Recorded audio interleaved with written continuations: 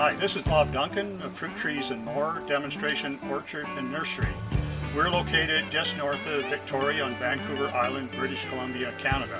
Today we're going to talk about growing pawpaws in southeast Vancouver Island. This is a fruit that has not traditionally been grown in this area, and relatively little is known about growing this fruit in the Pacific Northwest. So today I'm going to describe for you how that is possible in our climatic zone.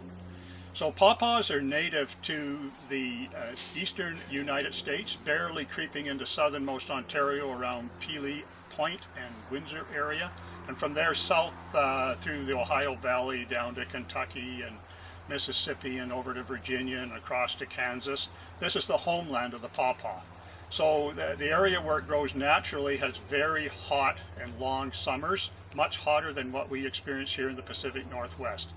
So it is important when selecting pawpaw varieties for this zone that you select varieties that ripen very early. And this variety we've had great success with is called Pennsylvania Golden. It is one of the early maturing varieties. As the name suggests, it originated in Pennsylvania. Has a lovely yellow flesh and a wonderful custard-like mangoey flavor to die for. What is required is, in our zone, is a warm site. So you definitely want to plant it in a full sun in a location that you consider warm and somewhat sheltered from the prevailing winds.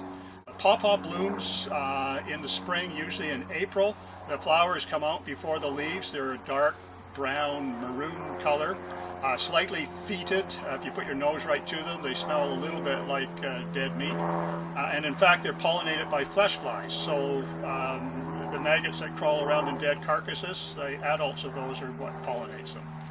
Now, as I said earlier, they do need to be cross-pollinated, so you do want to plant two different early ripening varieties. So I have one right here called NC1, and I have this one here called Pennsylvania Gold. And they will pollinate each other quite nicely. In my case, I don't rely on the flesh flies to do the pollination, and I actually hand pollinate them. So I collect pollen from one into a little gelatin capsule, and then with a paintbrush I transfer the pollen across to the stigma of the second variety and get almost 100% fruit set doing this. Now, the flowers are attractive, as I said, but the more interesting thing is the fact that you can get many fruits developed from a single flower. So if you look at this fruit right here, there's actually 6 fruits that develop from one flower. This one here, there's 4 fruits developed from one flower. Here, there's 2 fruits from one flower, 2 fruits from one flower, 1 fruit from one flower. So you can see it varies. Now, when you harvest the fruit, you want to make sure that there's a color break has been happening, and these are just going slightly yellowish now. And when you touch them, the skin gives to gentle pressure, and at that stage you know that it is fully ripe. So, and the other way, of course, if you find it on the ground, it's definitely ripe. So if you touch it and falls in your hand, or if it's already in the ground, or if it yields to gentle pressure, those are the characteristics of a totally ripe fruit. So what I'm going to do now is we're actually going to harvest one of these pawpaws and show you exactly what they look like internally. So we'll take, this one is going soft, so we're going to pick it.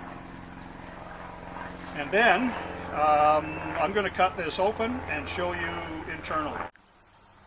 Okay, now here's the fruit that we just harvested. So you can see it's slightly yellowish green, and I'm going to split it open now. So you can see I just cut it along the longitudinal length, then I just twist it sideways. Okay, so here's the pawpaw that we just harvested and split open along the long axis. You can see the row of seeds down the middle here. And now we're going to do the taste test. So as I said, it has a very soft custard-like texture and flavor with hints of mango in it. So here I'm just scooping it out, and you can see it has a very, very soft texture to it. And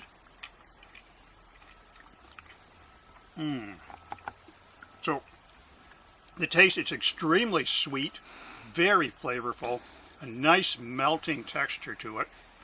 It is one outstanding fruit.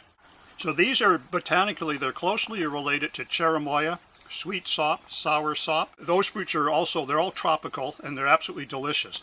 This is the only temperate representative of this family, Annanaceae, where all of these super delicious fruits lie. So highly recommend it.